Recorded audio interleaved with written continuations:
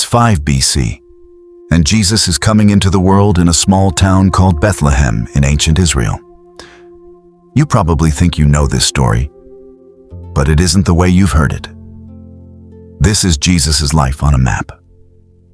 We're going to trace every step of his ministry, all the way to his final journey to the cross, but also where he appeared after the resurrection and where Jesus was seen for the last time. It's 5 BC. The people of Israel were crushed under Rome's iron fist. They had not heard God's voice for 400 years, but they kept waiting for a sign, clinging to the faith that one day the Messiah would come to free them from slavery.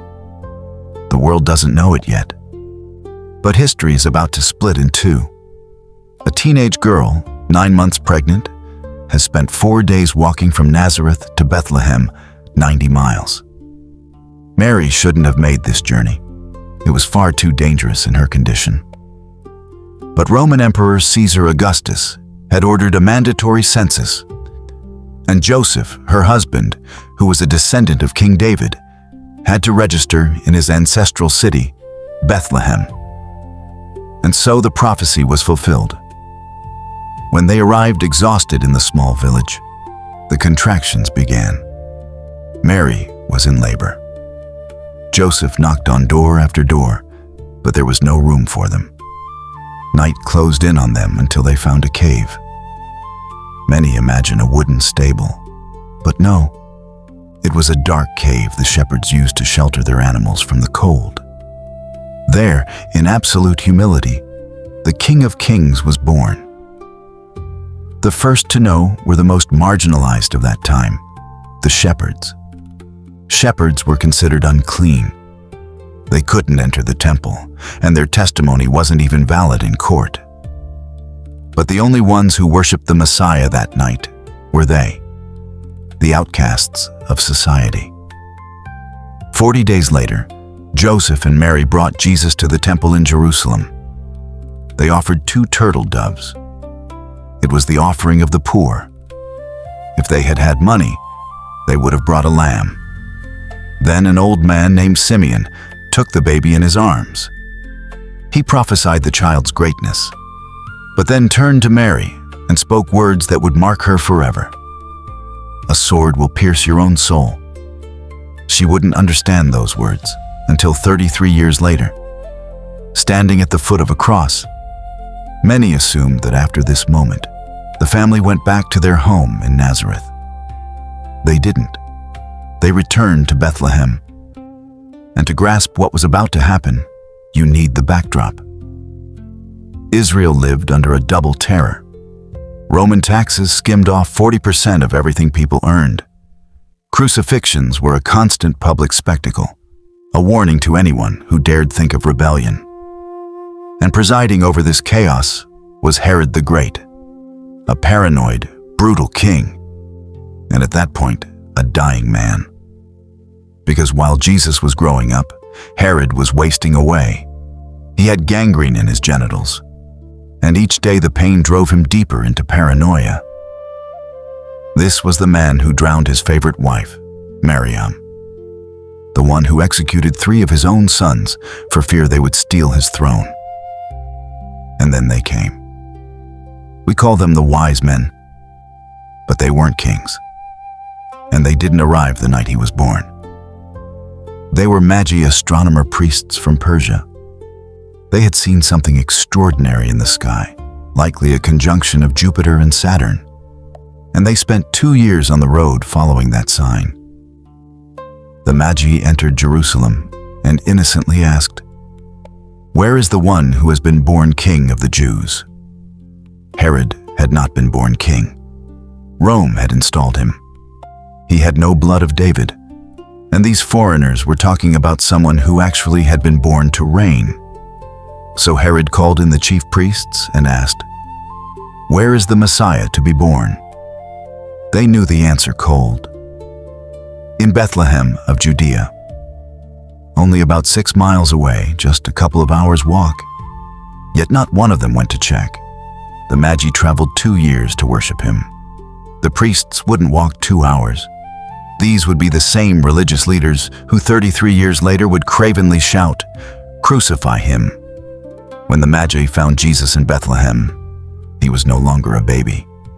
He was a small child. They presented their prophetic gifts: gold for a king, frankincense for God, myrrh for his death.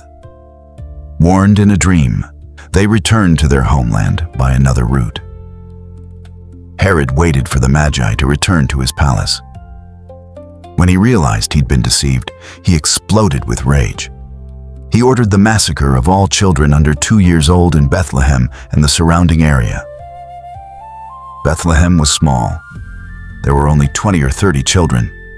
To Roman historians, it was just one more of Herod's atrocities, not even worth recording.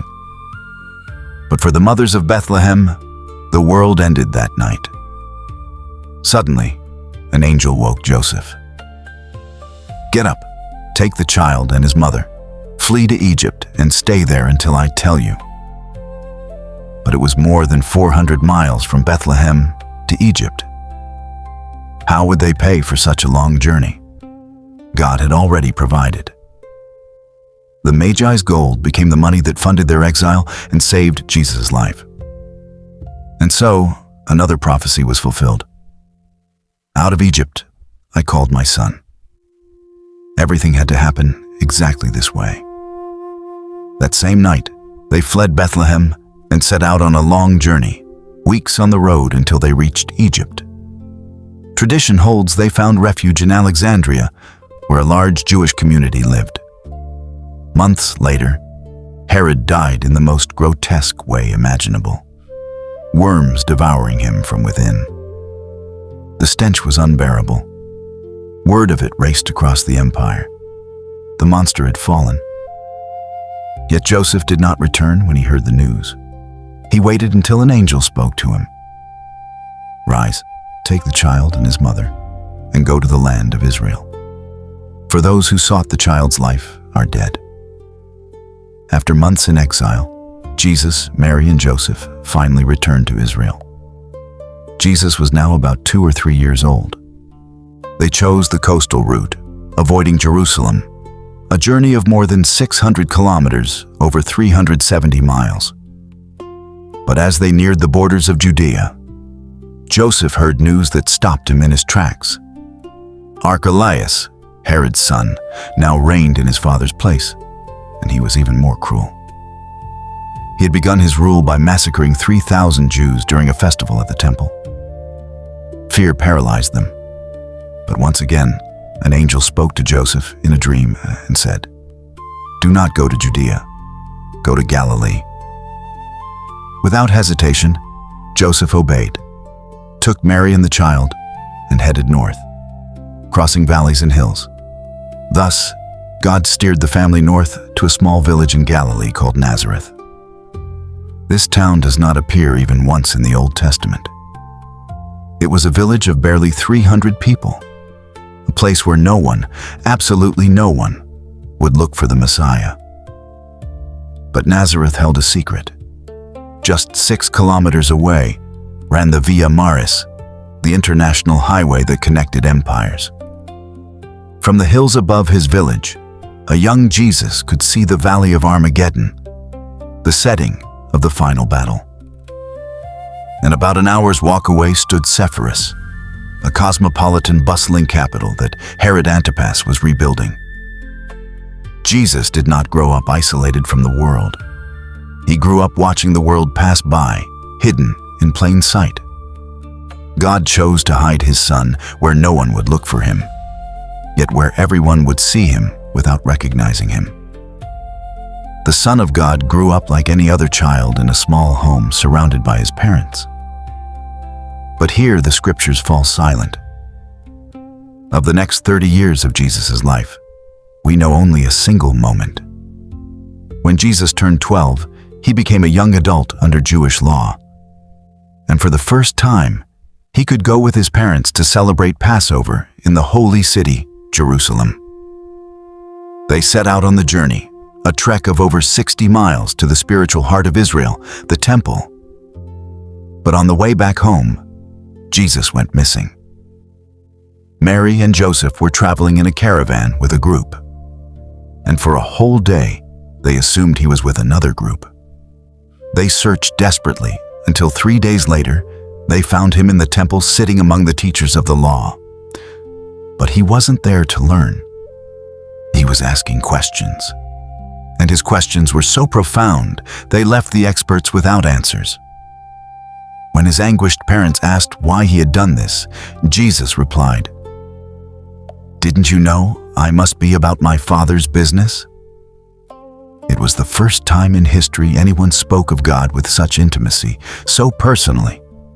No one had ever called God Father. It was scandalous. Not even Mary and Joseph understood. But after that moment, they returned to Nazareth, and the Bible falls silent again. Another 18 long years of silence, until finally, after 3 decades of waiting, work, and quiet, Jesus left the town that watched him grow up. He left his family who tried to stop him and walked toward the Jordan River where a prophet named John was baptizing. Did you know that the story of Jesus begins literally at the lowest place on earth?